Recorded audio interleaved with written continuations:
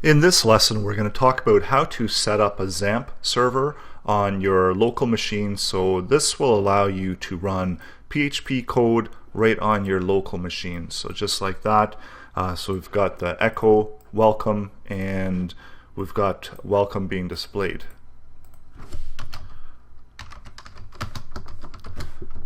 So if I change that within the source code, you can see that it also changes on the local system.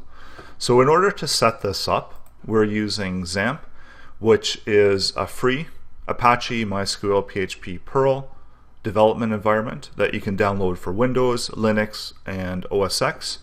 So just go over to the website apachefriends.org, and there right on the main page you can download whatever version it is that you need to run on your system, so Windows, Linux, or OS X.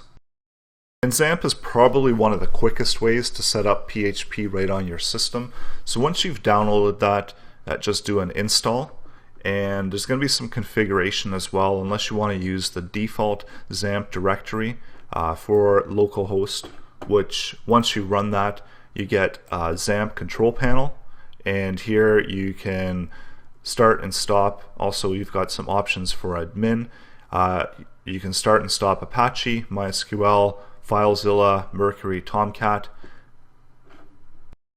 and it's as easy as click of a button. You've got some configuration options, you've got some logs, as well as you're able to open up the shell here. And then you've got a whole bunch of options to download add-ons for XAMPP as well. So if you're setting up a WordPress, you want to run WordPress locally, Drupal, and depending on what site you want to run, there's a whole bunch of options that you could download and very easily install.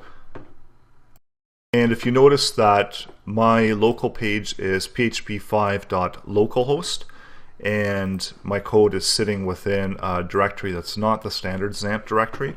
So in order to change that, what I've done is on two separate files. So I've opened up the hosts file, which is located at Windows System32 drivers etc hosts, and just gone down and added this host entry. So this is the local host, and I'm just getting the DNS to translate for the local host over to php5.localhost.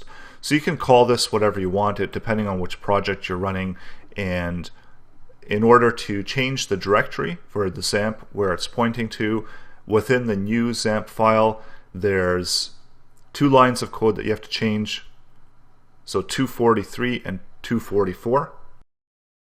By default, it'll be pointing to the XAMPP htdocs directory. So all you have to do is just change that to whatever directory you want to use. So I've got it on my H drive, I've got a folder called websites, and I'm just going right to php5, which is the folder name. And that's where my index is sitting, and that's where it's translating over to the local host. You can as well use the default directory for XAMPP, which is just C XAMPP htdocs. And this is what gets installed by default. So you can see that once you do scroll down, all you have to do is go into the XAMPP and then find the htdocs folder, which is right there. And you can see that by default, if you're not redirecting the main directory, it's just going to have the index page there, and you can also work out of this for your local machine. If you don't have multiple projects, if you've only got one project that you're working on in XAMPP, then this would be fine. But if you are working on multiple projects, you might want to repoint your directory. So changing it to wherever your files are located, and remember once again that it is a / like this as opposed to a backward slash, because this is local.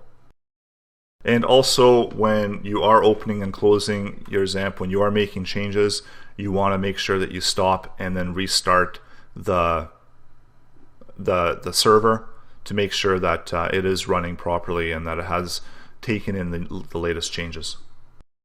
Within XAMPP, then you've got some options for configuration. So by default, I'm just using Notepad.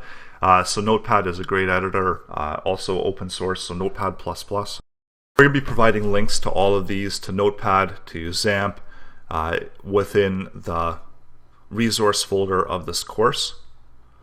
And then you also has options here to specify a browser, and as well as what you want to auto start when XAMPP does start.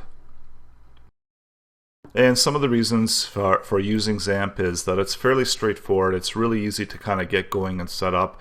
You can download, and once it's installed, you can quickly and easily just start Apache, start MySQL, start FileZilla, Mercury, Tomcat by default, as well as you've got all the options of the add-ons that you can download.